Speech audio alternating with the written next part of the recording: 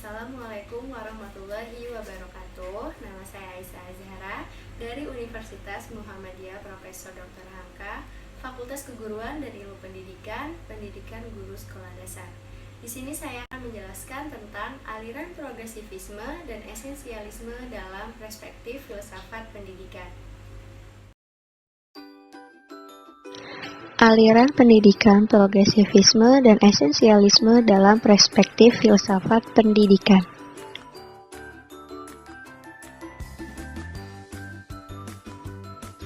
Yang pertama yaitu aliran progresivisme. Aliran progresivisme ini merupakan aliran yang menginginkan kemajuan-kemajuan secara cepat. Tokoh aliran filsafat ini adalah John Dewey. Bahwasannya, kehidupan manusia berkembang terus-menerus dalam suatu arah yang positif.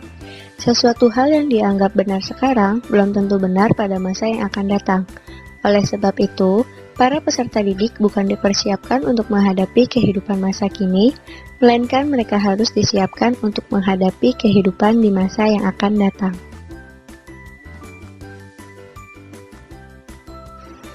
Selanjutnya ada prinsip-prinsip aliran progresivisme. Pertama, proses pendidikan berawal dan berakhir pada peserta didik. Kedua, peserta didik adalah sesuatu yang aktif, bukan pasif. Ketiga, peran guru hanya sebagai fasilitator, pembimbing, dan pengarah.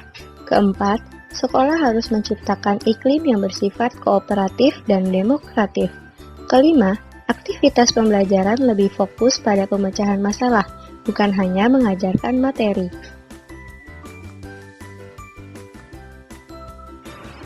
Selanjutnya, konsep pendidikan. Proses pendidikan dalam aliran progresivisme ini memiliki dua bidang garapan, yaitu psikologis dan sosiologis. Pada bidang garapan psikologis, pendidik harus dapat mengetahui potensi dan daya yang ada pada peserta didik untuk dikembangkan. Pada bidang garapan sosiologis, pendidik harus mengetahui kemana potensi tersebut dan harus dibimbing agar potensi yang dimiliki peserta didik dapat dirubah menjadi sesuatu yang berguna. Selanjutnya, pada konsep pendidikan, kurikulum, proses pembelajaran dalam aliran progresivisme ini lebih menekankan pada kreativitas, aktivitas, belajar naturalistik, hasil belajar dunia nyata atau empiris, dan pengalaman teman sebaya. Menurut Dewey, dalam konteks sekolah progresivisme lebih menekankan pada peserta didik dan minatnya dibanding pada mata pelajaran itu sendiri. Oleh karena itu, muncul istilah Child-Centered Curriculum dan Child-Centered School. Selanjutnya, konsep pendidikan pendidik. Pada aliran progresivisme, guru disebut sebagai pembimbing karena mempunyai ilmu pengetahuan dan pengalaman yang banyak di bidang pendidikan. Memahami karakter peserta didik yang secara otomatis semestinya guru mampu menjadi penasihat saat peserta didik mengalami jalan buntu dalam memecahkan persoalan yang dihadapi. Selanjutnya ada peserta didik.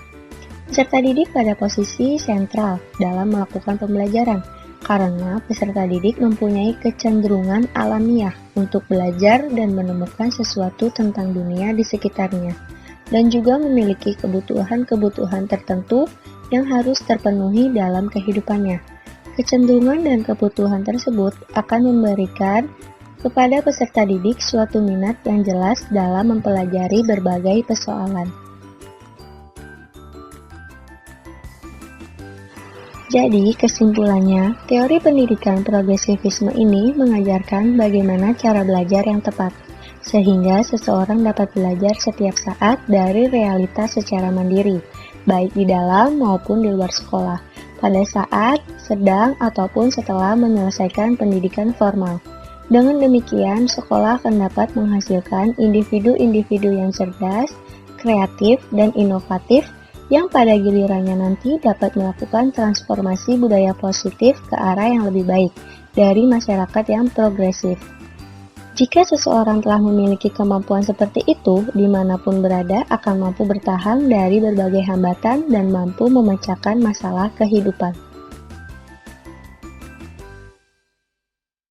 Yang kedua, aliran esensialisme.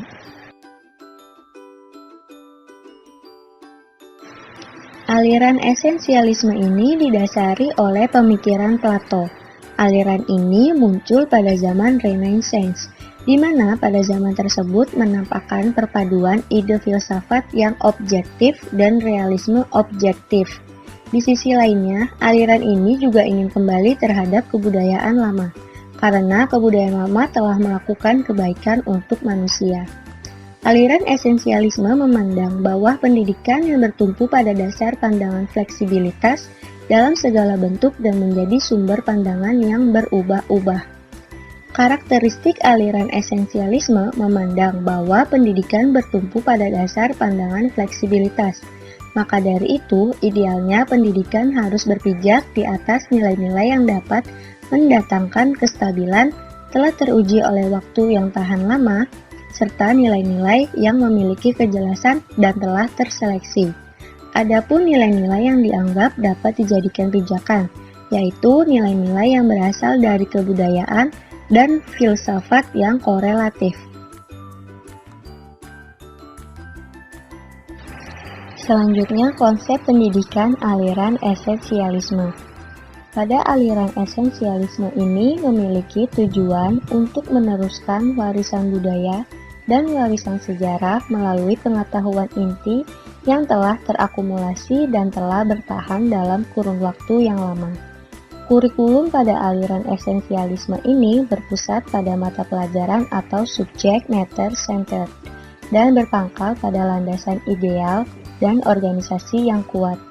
Peran sekolah pada aliran esensialisme ini yaitu memelihara dan menyampaikan warisan budaya dan sejarah pada generasi muda, melalui hikmat dan pengalaman yang terakumulasi dalam disiplin tradisional.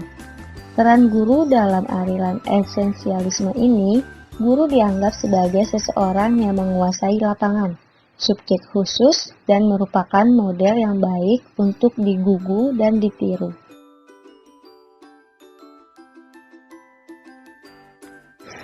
Selanjutnya ada prinsip-prinsip pendidikan pada aliran esensialisme.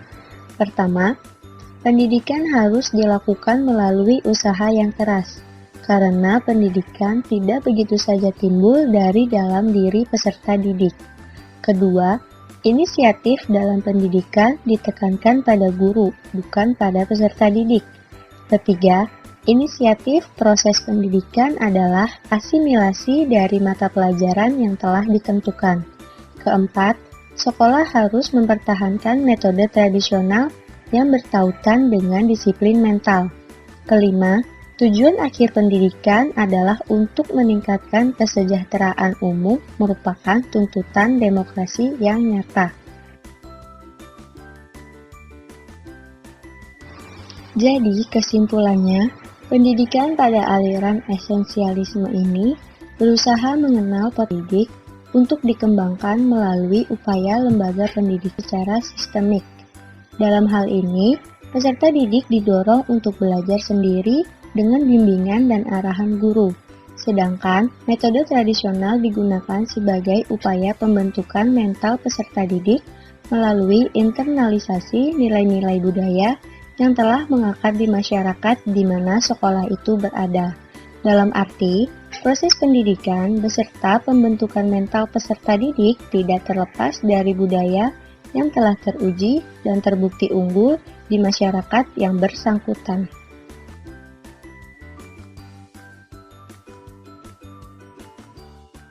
Sekian penjelasan dari saya, kurang lebihnya mohon maaf. Wassalamualaikum warahmatullahi wabarakatuh.